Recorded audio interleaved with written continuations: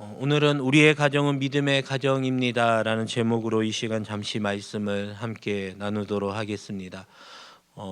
5월은 제가 조금 전에 기도했던 대로 가정의 달입니다. 그래서 특별히 가정의 달에 어떤 말씀을 함께 나누면 좋을까 또 기도하던 중에 오늘 에베소서 5장 22절에서 6장 4절까지의 말씀을 함께 나누고자 합니다. 오늘 5장 22절에서 33절까지는 아내와 남편에 대해서 이야기를 합니다. 먼저 아내들에게 이렇게 이야기합니다. 아내들이여 자기 남편에게 복종하기를 주께 하듯 하라라고 말씀하고 있습니다. 어떻게 보면 이 말씀대로 보면 우리는 남편에게 절대적으로 순종하고 복종하며 아내들이 되게 힘들어 보일 수 있지만 그 뒤에는 또 뭐라고 이야기하냐면 남편들도 자기 아내를 사랑하기를 자기 자신과 같이 할지니 자기 아내를 사랑하는 자는 자기를 사랑하는 것이다. 제가 오늘 이 에베소서 5장 22절의 말씀을 계속 묵상하면서 들었던 마음 중에 하나는 무엇이냐라면 성경에 특별히 이제 가정을 이루어가는 또 부부들에게 하는 말씀들에 보면 남편에 대해서 아내에 대해서 이야기하지만 결론적으로는 무엇이냐라면 누가 높고 누가 크냐가 아니라 서로 잘 섬겨야 한다라는 것입니다. 그래서 믿음의 가정은 아내와 남편이 서로 존중해주고 기도하며 한 몸을 이루어야 될 줄로 믿습니다. 제가 작년에 10월 달에 주례를 한 적이 있었는데 그 가정이 저한테 주례를 언제 부탁을 했었냐라면 작년 3월 대신방 때 주례를 부탁을 했었습니다. 한 7개월 정도 이제 기도를 준비하면서 그 가정을 위해서 이제 어떤 말씀을 전할까 준비하던 중에 참 많은 고민들이 있었습니다. 왜냐하면 말씀을 계속 묵상하고 또 하나님 주셨던 그 마음대로 말씀을 이제 준비하고 계속 있는데 7개월이 되니까요 계속 바뀝니다. 그래서 말씀이 이 말씀을 전해야겠다라고 본문을 정하고 또 있다 보면 또 이제 저도 마음에 하나님 감동을 주시니까 또 다시 말씀이 바뀌는 거죠. 근데 그렇게 7개월 동안 기도하면서 그 가정에 준비했던 말씀 중에 하나가 무엇이었냐면 마태복음 19장의 말씀인데요. 우리가 성원 선포할 때 이제 본문으로 많이 읽는 말씀입니다. 하나님께서 짝지어 주신 것을 사람이 나누지 못할지니라라고 말씀합니다. 근데 제가 그 가정의 말씀을 준비하면서 참 감사했던 게 무엇이냐라면 서점에 가서 보면 믿음의 가정들을 위해서 또 10가지의 우리 이제 성경에 나와 있는 십계명처럼 믿음의 가정들이 지켜야 되는 10가지의 계명들이 나와 있는 책들이 참 많이 있습니다. 그래서 저도 그 책들을 보면서 그 책에서 이렇게 좀 요약해서 앞으로 결혼하는 가정들에게 그런 말씀을 주면 좋겠다라고 처음에 생각을 하고 준비하는데 준비하다 보니까 그 말씀들이 제 마음에 그렇게 썩 와닿지 않게 되더라고요. 그러던 중에 이제 7개월 동안 기도하면서 하나님이 이제 제 마음 가운데 주셨던 또 그리고 앞으로 결혼하는 가정들에게 또 이렇게 함께 나누면 좋겠다라고 하는 그 믿음의 가정의 10가지에 대해서 오늘 잠시 함께 나누었으면 좋겠습니다. 첫 번째는 이것입니다. 우리의 가정은 하나님만 바라보고 하나님만 경외하겠습니다. 우리의 가정은 다른 것이 아니라 주인이 바로 하나님이신 줄로 믿습니다. 우리가 부부로서 또 하나님께서 짝지어 주셨지만 우리를 가정이라고 부부로 맺어 주신 것은 다른 것이 아니라 하나님을 잘 경외하기 위해서 우리를 짝지어 주신 줄로 믿습니다. 두 번째, 우리 가정은 기도와 말씀, 예배에 더욱 힘쓰는 가정이 되겠습니다. 저도 이제 교구에서 결혼하는 가정들을 보면 신랑 신부가 열심히 믿음 생활을 하는 가정도 있지만 또 한쪽만 열심히 믿는 경우도 있고요. 부모님은 열심히 믿지만 또 자녀들은 그렇지 못하는 경우들도 있습니다. 그래서 우리 가정이 하나님 앞에 예배의 자리, 또 기도의 자리, 또 말씀의 자리가 굳건하게 설 수 있도록 우리도 기도해야 되지만 부모님들도 꼭 기도해 주셨으면 좋겠습니다. 그리고 세 번째는 배우자의 단점을 바꾸려 하지 않고 배우자의 단점을 내가 도와줄 수 있는 부분으로 여기며 기쁨으로 섬기겠습니다 라는 것입니다. 우리가 누군가의 단점을 바꾸려고 하다 보면 어떤 것이 있냐라면 내가 이것을 바꾸겠다라는 사명을 가지고 철저하게 노력을 합니다. 그런데 시간이 지나면 지날수록 바뀌어지지 않는 것을 보고 좌절하기도 하고 낙심하기도 하지만 때로는 불만을 갖게 됩니다. 왜 남편이 이걸 고치지 못하느냐, 그리고 왜 아내가 이걸 바꾸지 못하느냐라고 원망하게 된다. 근데 우리의 마음을 조금만 바꾸면 남편의 또 아내의 그 단점을 내가 섬길 수 있는 좋은 시간이다라고 생각을 한다라면 그것이 오히려 더 이상의 단점이 아니라 우리 가정의 행복한 시간이 될 줄로 믿습니다. 제가 특별히 뭐라고 얘기하냐면 아마 여기 계신 남자분들 중에 대부분은 그러지 않을까라고 조심스럽게 추측을 하지만 보통 남편분들의 많이 하는, 제가 이제 권사님들, 집사님들 뭐 저를 비롯해서 똑같다라고 생각하지만 남자분들 옷을 다 벗어놓고 그걸 잘 치우지 않는다라는 거죠. 지나가면 특히 또 자녀들 더 그렇잖아요. 지나가면 허물만 벗어놓은 것처럼 이렇게 옷이 계속 이렇게 쌓여가는 것처럼 왜 이걸 고치지 못하느냐라고 싸우면 답이 없다라는 거죠. 왜냐하면 부모님이 30년 동안 40년 동안 고치지 못한 걸 내가 이제 고치겠다라는 건 인내가 훨씬 더 필요할 것 같습니다. 그러나 내가 섬기겠다라고 마음을 먹으면 더 이상 그것이 아무런 문제가 되지 않는다라는 것입니다. 그리고 네 번째는 배우자의 부모님을 먼저 그리고 나의 부모님을 섬기며 부모님께 효도하는 가정이 되겠습니다. 저는 결혼을 앞둔 예비 신랑 신부에게 뭐라고 얘기하냐면 우리 부모님은 내가 어차피 잘 섬겨야 되거든요. 그러나 배우자의 부모님, 그래서 크로스에서 상대방의 부모님을 잘 섬겨야 가정이 화목하다라고 이야기를 합니다. 왜냐하면 우리 부모님에게 잘해주는 남편이나 아내에게 싫어할 사람은 아무도 없다라는 거죠. 내 가족을 잘해주는 만큼 내가 더 잘해주고 싶은 마음이 든다라는 겁니다. 우리 가정은 서로 존중하며 서로 존경하며 서로 사랑하는 가정이 되겠습니다. 작은 일에도 상의하고 함께 하겠습니다. 서로에게 상처 주는 말이 아닌 사랑의 언어, 축복의 언어를 사용하겠습니다. 우리 가정에는 기쁨의 눈물, 감사의 눈물, 눈물병에 기도의 눈물을 가득 채우겠습니다. 이번 돌아오는 수요일에 원로 목사님 설교 제목이 눈물병인데요. 저도 원로 목사님께서 늘 눈물병에 대해서 말씀하시는 것을 듣고 은혜를 많이 받아서 가정을 이루어가는 우리 가족들, 예비 신랑 신부들에게 그렇게 이야기합니다. 눈물병에 꼭 우리의 눈물이 채워져야 된다. 기도의 눈물이 채워질 때에 하나님께서 우리 가정을 도와주시고 이끌어 주실 줄로 믿습니다.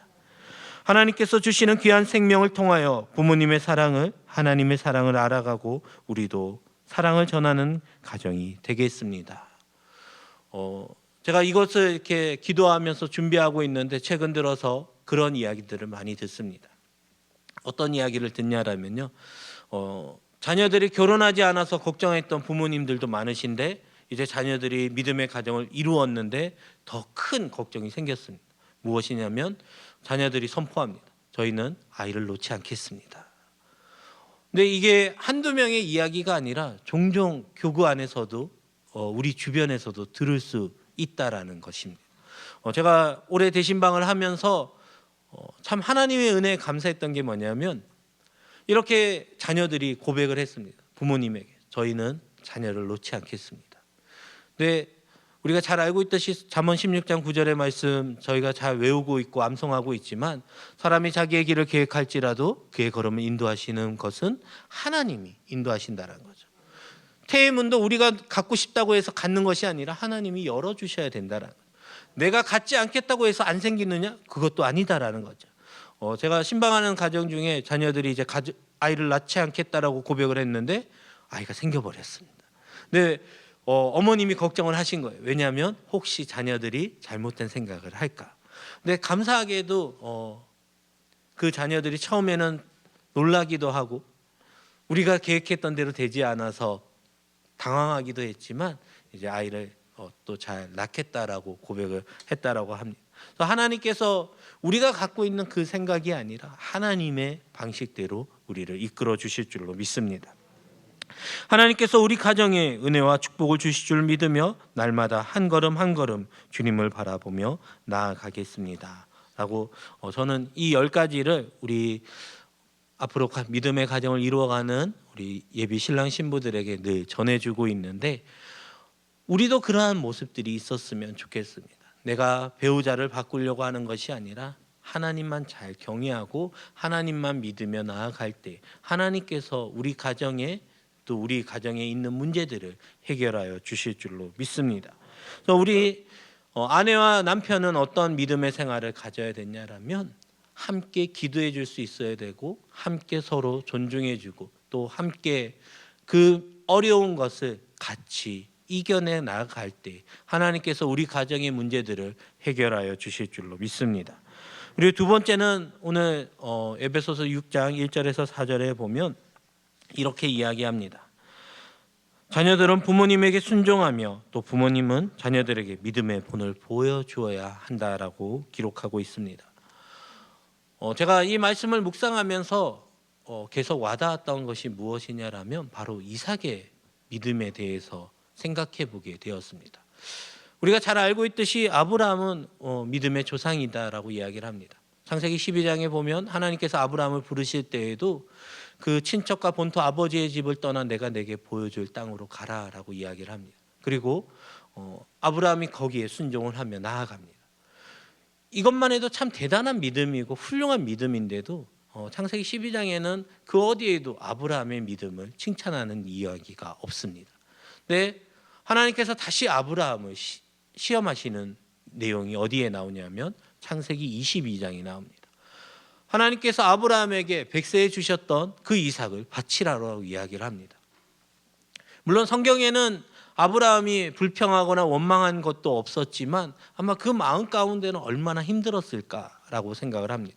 그리고 모리아산에 올라가면서 3일 여전 동안 아마 스스로 그 마음에 어려움들을 기도하면서 또 하나님 앞에 계속 부르짖으면서 회복해 가면서 하나님 앞에 믿음으로 나아간 줄로 믿습니다. 그래서 아브라함이 이삭을 바치려고 할 때에 이제 사자가 나타나서 이야기합니다. 멈추라고 이야기하면서 이제 내 아들 내 독자까지도 아끼지 아니하였으니 이제 내가 하나님을 경외하는 줄을 내가 아노라라고 이야기를 합니다.